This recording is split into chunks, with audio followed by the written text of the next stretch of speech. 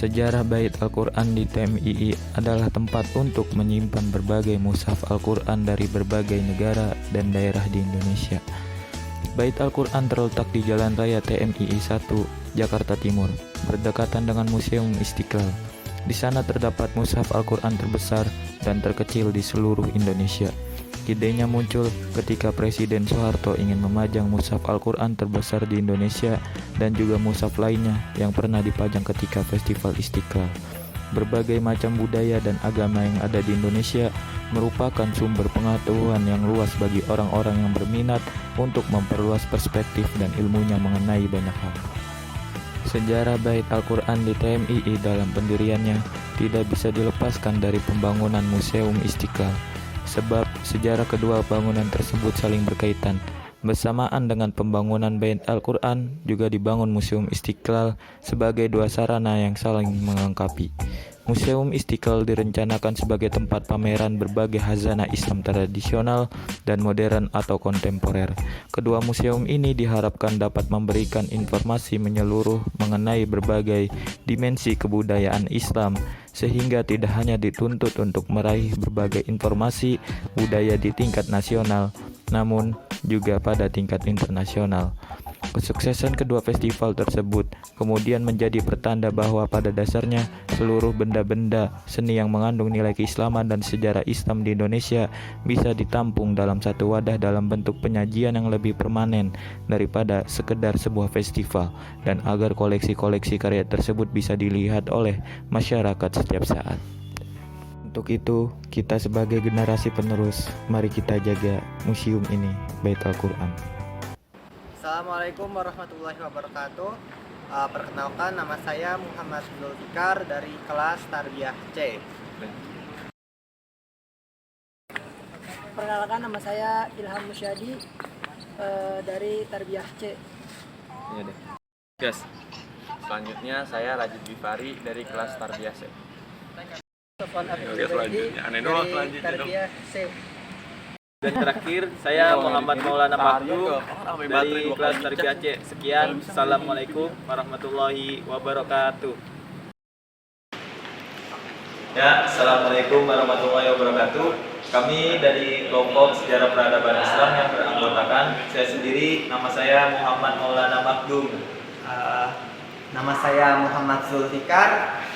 Nama saya Rajid Bifari. Dan saya Ilham Musyadi. Saya Sofwan Afif Zubaidi. Ini adalah termasuk papan Asmaul Husna marmer. Tulisan kaligrafi Asmaul Husna ini dibuat oleh Nur Hidayat pada tahun 2016 dengan teknik ukir. Media yang digunakan berupa jenis marmer, jenis white carrara, berbentuk bundar dengan diameter 169 cm dan ketebalan sampai dengan 2 cm. Warna tulisan kuning. Emas dibuat secara manual dengan bantuan pewarnaan bahan kimia. Bisa dilihat merupakan mushaf Al-Quran marmer. Kaligrafi juz 1 ini ditulis dari awal surah Al-Fatihah sampai halaman 20 dengan mengikuti kaidah penulisan mushaf Al-Quran standar Indonesia sistem pojok. Kaligrafi diukir oleh Nur Hidayat pada tahun 2016 di atas marmer jenis white carrara, marmer warna putih dengan motif garis-garis berukuran 90 kali 60 cm, tebal kurang lebih 2 cm. Warna tulisan kuning emas bisa dilihat dibuat secara manual dengan bantuan pewarnaan bahan kimia. Mushaf Al-Quran marmer dilengkapi dengan rak display yang terbuat dari kombinasi besi sebagai bahan penyangga dan stainless steel sebagai rak berukuran 234 cm dikali 123 cm. Assalamualaikum warahmatullahi wabarakatuh. Saya Ilham Musyadi dari kelompok Sejarah Pendidikan Islam.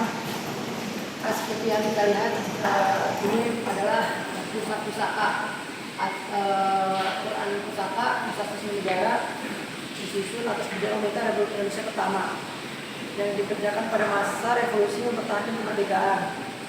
Menurut Haji Abu Bakar dalam Al-Mashaf risalah khusus mengenai Al-Quran, hal itu tujuan pembuatan Quran Pusaka adalah untuk melawan propaganda pemerintah sipil Hindia Belanda yang ingin menguasai kembali Indonesia, dan diantaranya berusaha meraih simpati masyarakat Islam dengan mengopinikan seolah-olah pemerintah RI tidak peduli dengan pembangunan kebudayaan Islam. Peresmian pembuatan Quran pusaka dilakukan pada tanggal 237 malam 17 Ramadan tahun 1948 dengan penulisan huruf ba oleh Bung Karno dan huruf mim terakhir oleh Bung Hatta pada kalimat Bismillahirrahmanirrahim. Kemudian Quran pusaka baru selesai disusun pada tahun 1960 disebabkan oleh terhambatnya pasokan kertas dan bahan-bahan penulisan di tengah situasi negara dan mempertahankan kemerdekaan. Inilah bentuk pusaka yang kita lihat dari di surat kebijakan pemerintah.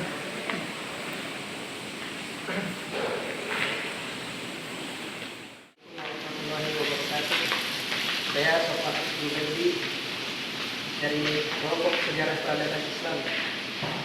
Nah, di sini ada peti satu mushaf Sundawi dari juz 1 sampai dengan juz 10. Peti tempat menyimpan lembar manuskrip mushaf Sundawi berjumlah 3 buah. Peti pertama untuk 10 juz pertama, dan peti kedua untuk 10 juz kedua, dan peti ketiga untuk 10 juz terakhir.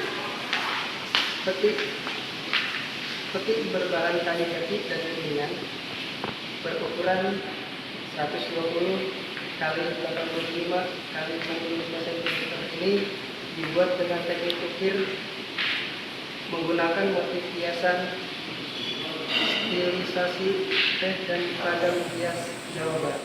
Assalamualaikum warahmatullahi wabarakatuh. Peti mushaf Istiqlal, peti tempat penyimpanan lembaran manuskrip mushaf Istiqlal berjumlah 3 buah. Peti pertama untuk 10 juz pertama, peti kedua untuk 10 juz kedua, dan peti ketiga untuk 10 juz terakhir. Peti berbahan kayu jati dan kuningan berukuran 120 kali 100 dikali 75 cm. Ini dibuat dengan teknik ukir menggunakan motif ragam hias flora Nusantara. Sekian. Assalamualaikum warahmatullahi wabarakatuh. Kami dari kelompok sejarah peradaban Islam, alhamdulillah telah menyelesaikan tugas ujian tengah semester, yaitu mengunjungi Museum Bait Al-Quran. Semoga video ini bisa bermanfaat untuk teman-teman sekalian. Wassalamualaikum Wassalamualaikum warahmatullahi wabarakatuh.